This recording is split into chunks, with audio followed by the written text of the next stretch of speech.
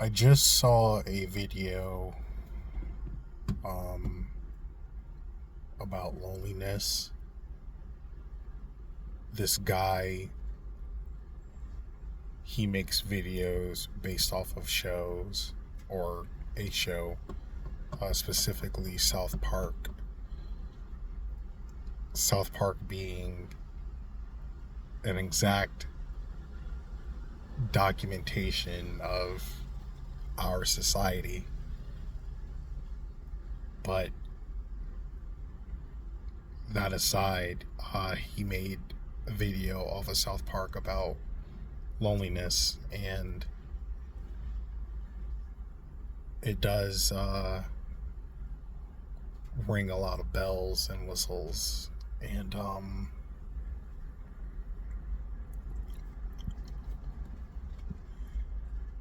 if you think about it, in some way, we are all a little bit lonely, you know. I'm pretty lonely right now, actually. It's been a year since my one of my best friends passed away. I known him since I was like, what, 16, 17. Justin Doran. I don't think he realized how loved he really was, you know. I don't know what was going on in his head, or what he was feeling that day.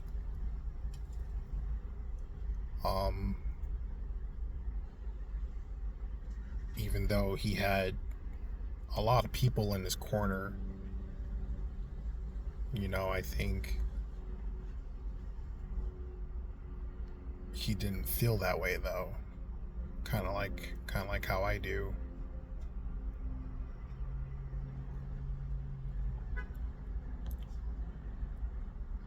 A guy that I know named Andrew, we talk once in a while. When I was in Connecticut, we played tennis like all the time, and he's a good friend,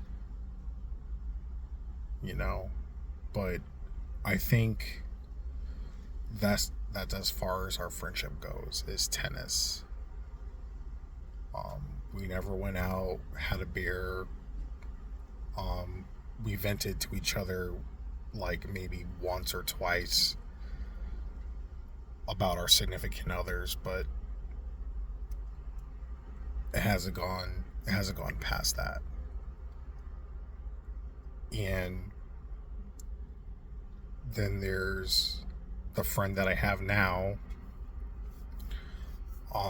He's definitely, looked out for me.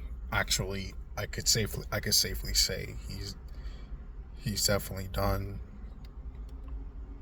more. He's been more of a friend than all the friends that I've had in my whole entire life. And I've only known him for 2.5 years, maybe a little bit more, you know. But digressing, um, men are alone. We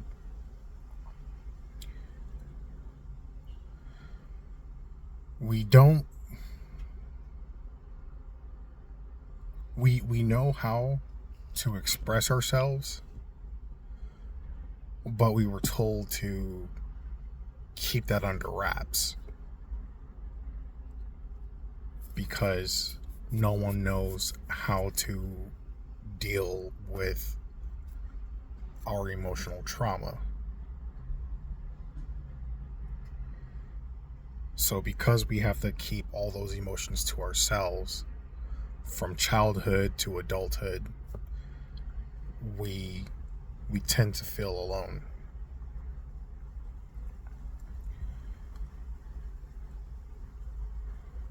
And on rare occasions when we could express ourselves to someone as if we have a close friend, because we could see a therapist, we could pay for a therapist, but the therapist, their job is to listen, but can they really help? You know? Like, does that make sense? You know, and then when we're feeling some type of way, they say go get help, go talk to someone, and that's easier said than done, especially if you're a man, because you go seek help, you go see a therapist or a psychologist, and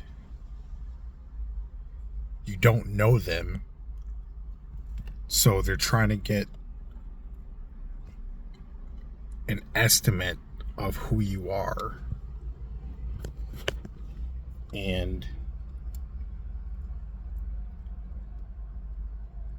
then you go to a few sessions and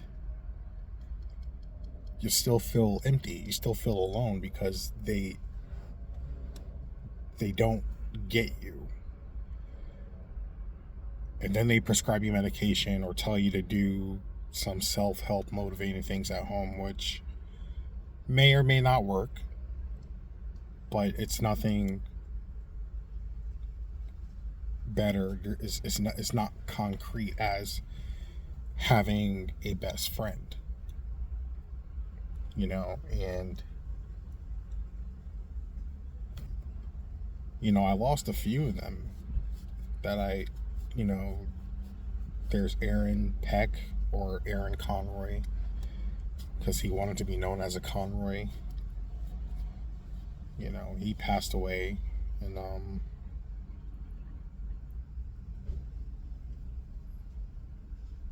want to say in 2014.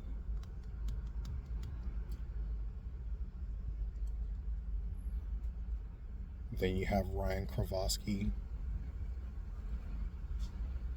Ryan LaFrance. He passed away. He felt alone, and this was when Justin was alive. We all felt guilty, because we all felt like we should have listened more, or done something. If we would have known how he was feeling that night, he probably wouldn't have hung himself.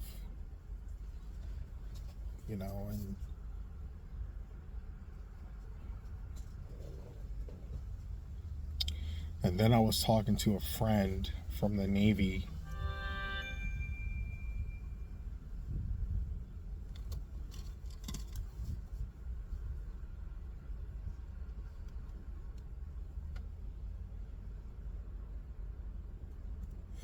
And then I was talking to a friend from the Navy, and then it turns out that one of our friends from the Navy, she had an addiction. I think it was an addiction, and she passed away. And then I found out Justin went, and I'm not too sure. I'm not 100% of the cause of death, passing away, but from what his mother told me, is that he used a little too much insulin.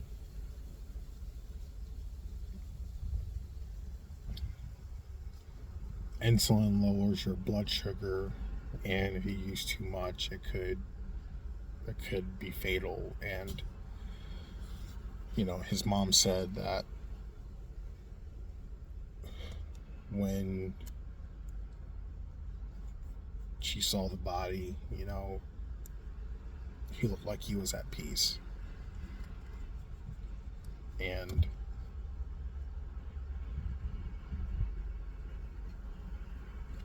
I blame myself a little bit because I felt like if I was still in Connecticut, this probably would have never happened.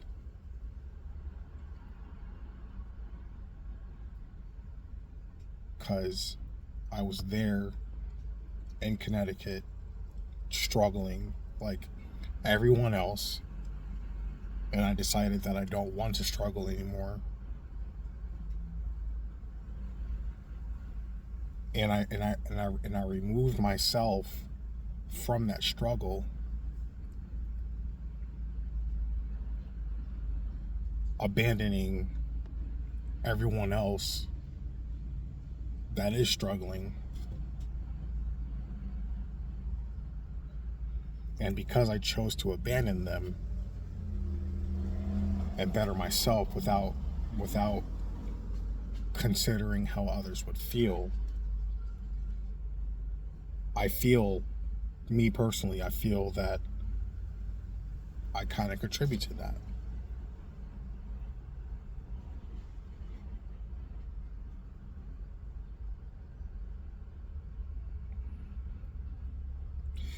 You know, we used to go on ghost adventures, and it was our own ghost adventures.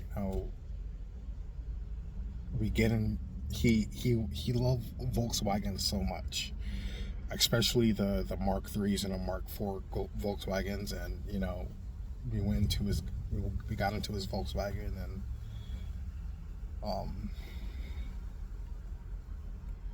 we went to this one haunted place in Hamden, and we got so freaked out. You know, if you don't think ghosts are real, I promise you they are. I guess it's one of those things where you have to see it to believe it, kind of thing. So if you don't believe in them, that's cool. But when weird things start happening, you'll understand. Like those things are definitely real. Um, when when an object starts flying at your face, that's when you know it's time to get that hell out of Dodge. Oh man, uh, he was a good friend. He was cool people.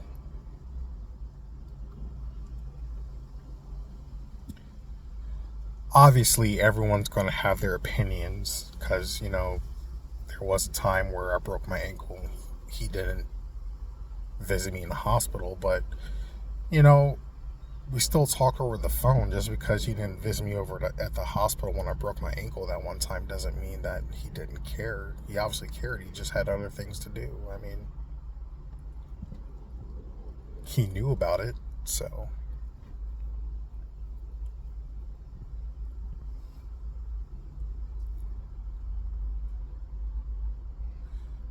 man, but I'm sure he felt alone, and I kind of blame myself for it because I feel alone all the time. Even though I have a friend here who I really admire. Um, he has a good wife, the kids. I mean, they could use a belt or two. You know, maybe a switch or an extension cord or something, but they're not horrible. You know, but I definitely envy his glow up, so to say. You know,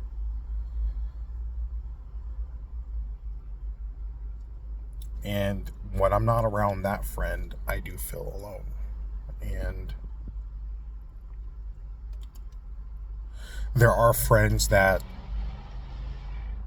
we sometimes can't help to have around because,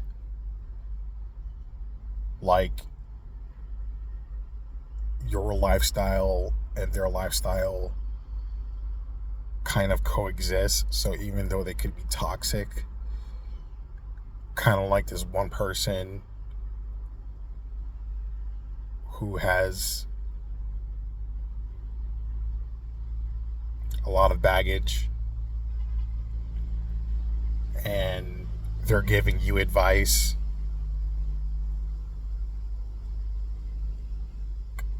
the seeking love at a nightclub kind of friend, you know. Even though they're toxic, sometimes that's all you have until you decide to better yourself and say, you know what, I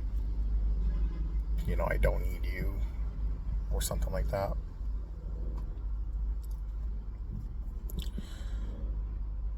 I've been abandoned a lot from many people in my life, abandoned and used, you know, and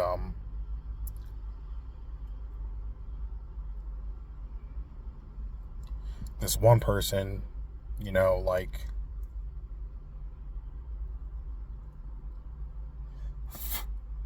I see her Facebook and it's not, some of the posts are not, like, you read the post and you know it's directed towards you, but you can't prove that it's directed towards you, kind of thing. Like, I'm dumb, but I'm not an idiot, you know.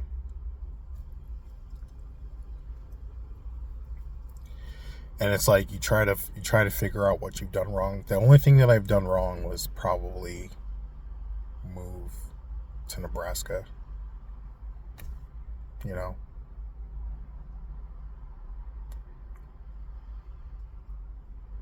But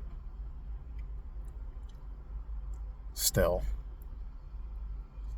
you know, I did what I had to do. I didn't want to, but listen, for a 2-bedroom apartment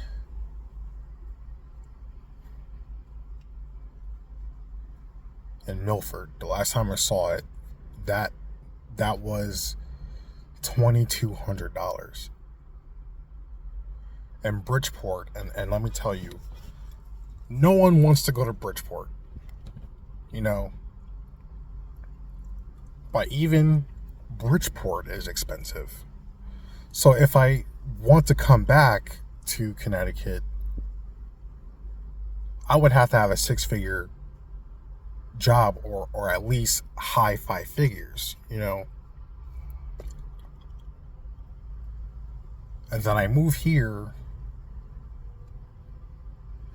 and most of the people that I was friends with or had a relationship with were trying to get to know them again, because I have trust issues, which is why I prefer to be alone, because people are unpredictable, you know, and it's just way too expensive out there. So even if I wanted to come out there, you know, I can't.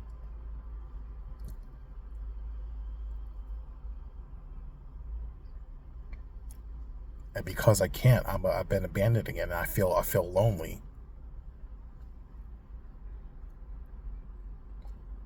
And I'm texting all these people, and I see them reading my text messages and still ignoring me.